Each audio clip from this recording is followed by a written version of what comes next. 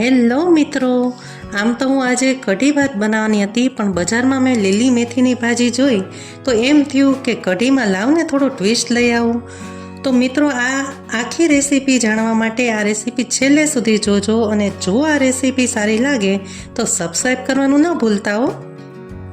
4 ચમચી ચણાનો લોટ, 2 ચમચી ગોળ, આદુ મરચાં લસણની પેસ્ટ, 2 ચમચી હળદર, સ્વાદ અનુસાર મીઠું, 2 ચમચી લાલ મરચું, વઘાર માટે ઘી, તજ, લવિંગ, રાઈ, જીરું, મીઠા લીમડાના પાન, સૂકા લાલ મરચાં, મેથી, કોથમીર, 1 બાઉલ બાસમતી ચોખા, 1.5 લીટર છાશ, અડધી પણી મેથીની ભાજી.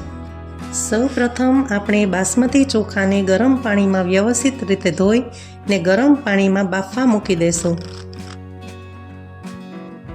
આ ભાતને આપણે છૂટા રહે તે રીતે બફાવા દઈશું. આ ભાત બફાય ત્યાં સુધીમાં આપણે મેથીની કઢી બનાવી લેશું.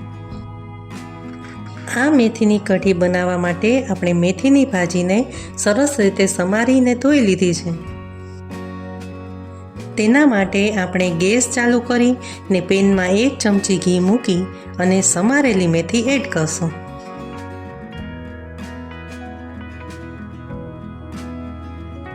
અને આ મેથીને 2 થી 3 મિનિટ માટે સાંતળી લેશું.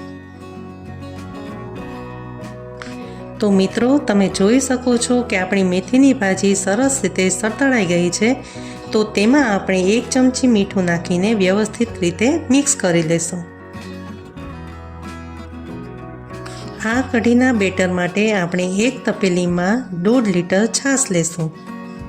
ત્યારબાદ તેમાં 4 ચમચી ચણાનો લોટ એડ કરશું અને બ્લેન્ડર વડે વ્યવસ્થિત મિક્સ કરી લેશું.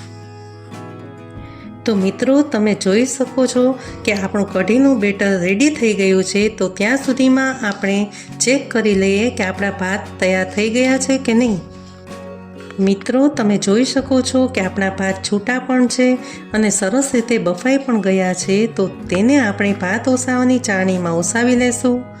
તો આ ભાત ઓસાવાઈ જાય ત્યાં સુધીમાં આપણે કઢીનો વઘાર કરી લઈશું. તો આ કઢીના વઘાર માટે આપણે ગેસ ચાલુ કરી પેનમાં 2 ચમચી ઘી એડ કરશું. ઘી ગરમ થાય એટલે તેમાં 1.5 ચમચી રાઈ, અડધી ચમચી જીરું, 3 તજના ટુકડા, 5-6 લવિંગ, થોડાક મેથીના દાણા, મીઠા લીમડાના પાન અને તેમાં હળદરનું પાણી એડ કરી દેશું. આ હળદરનું પાણી થોડું ઉકળવા દેશું. આ હળદરવાળું પાણી ઉકળે એટલે આપણે કઢી માટે રેડી કરેલું બેટર એડ કરશું અને વ્યવસ્થિત રીતે મિક્સ કરી દેશું.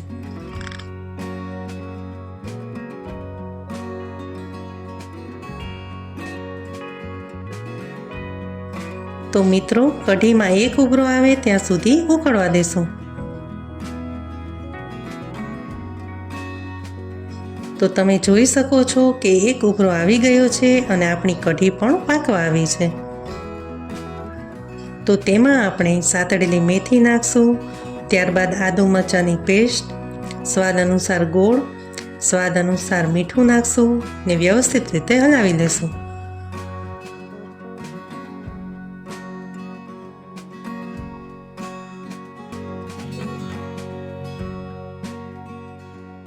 હવે કઢીના વઘાર માટે આપણે વઘારિયામાં 2 ચમચી ઘી ગરમ કરવા મૂકશું.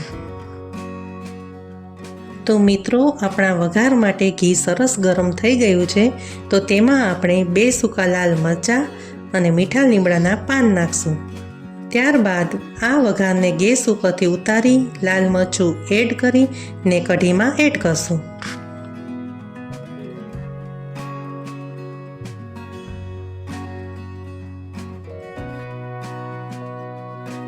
આ વઘાર એડ કર્યા બાદ ઉપરથી કોથમરી નાખીને ગાર્નિશિંગ કરશું. તો મિત્રો, આપણી મેથી મસાલા કઢી બનીને તૈયાર છે.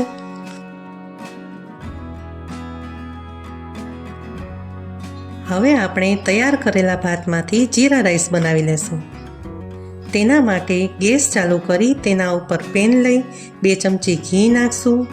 ઘી ગરમ થાય એટલે તેમાં જીરું, તજના ટુકડા, 2 થી 3 લવિંગ એડ કરશું.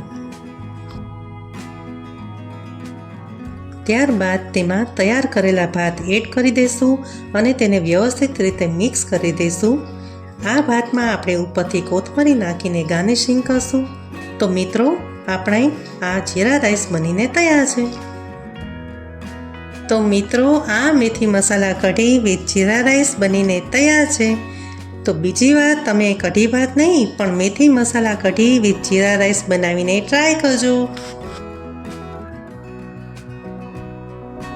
આ કઢીમાં આપણે મેથીને સેજ જેવું ઘીમાં સાતળી અને નાખશું, જેથી કરીને કઢીમાં મેથીની કડવાશ આપણને ન લાગે.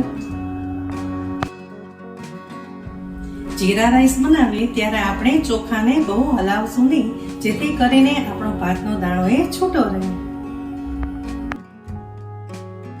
આ કઢીનો વઘાર કરીએ ત્યારે આપણે ડાયરેક્ટ છાશનું બેટર નહીં નાખીએ, પણ પહેલા થોડું હળદરનું પાણી એડ કરશું, જેથી કરીને આપણી કઢી એ ફાટે નહીં.